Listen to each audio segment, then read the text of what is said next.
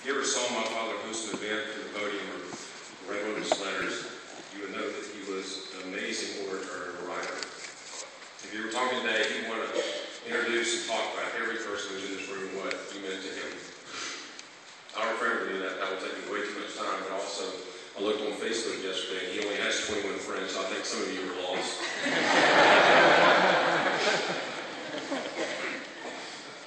Today's a celebration of my father's life. Today's the day to get together and fellowship and tell some old Hubert stories, some Hubert stories, some Pop stories, and some Hubert stories. When Jesus was asked what the greatest commandment was, he was quoted in several Gospels. I'm going to read one of them.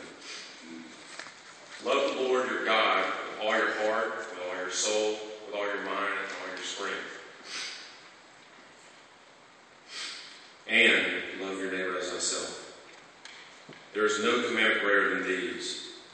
I've heard this several times, and our pastor in Atlanta, Amy Stanley, constantly reminds us that that first one is a lot easier than the second. Loving thy neighbor as yourself is very challenging at times. When I think about my father's life, I want to get a feeling, a sense of his purpose, what he was here for, and the legacy he's going to leave behind. Looking at all of his accomplishments, I started thinking he lived a very, very full life with a lot of friends. And the second part of that greatest commandment, loving thy neighbor as himself, was what he lived. He served in a professional career for the university he loved for 25 years in many capacities. He served some friends during that time with Bob Wright, Paul Dinsmore, many, many others. And he also served in his professional career for another friend, Marlon Moore, Security Bank. Then later, his dear friend, Matt Kessler at Coal Industries. Throughout all his working relationships, he served with his heart and for his friends. What I was amazed at in all the capacities he worked is that all of his friends, all the co-workers just adored him. When I was about 8 years old, I don't know if you remember the day, I think it was Thursday, but I was at Vernon Elementary School, and they used to have the old JV football games at Bryant Denny Stadium. And Dad took me to one of those, and beforehand we went to the quad and we were walking around. He knew so many people and would tell me after he talked to somebody what they did, what their kids' names were. I mean, he was just amazing at that. But he really practiced it. That's the stuff that y'all didn't know. He really practiced learning who you guys were. Most recently, the employees of Coral, who adored him, got together and they sent him a card with a bunch of 1s and 5s and 10s to contribute to his treatment. And that showed how much they loved him. Again, he loved thy neighbor as thyself.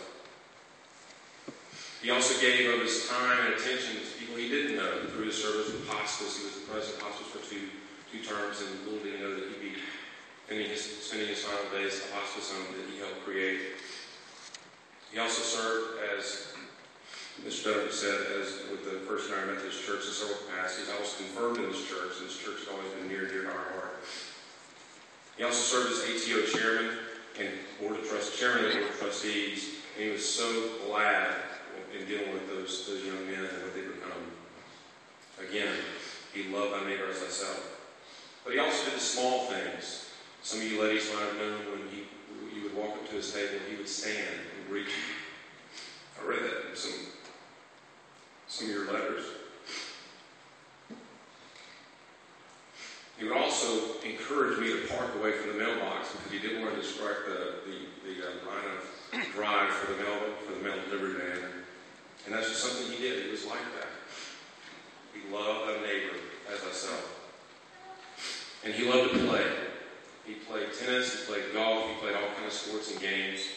I'm sure that there were accolades of the many state championships. I think there were 6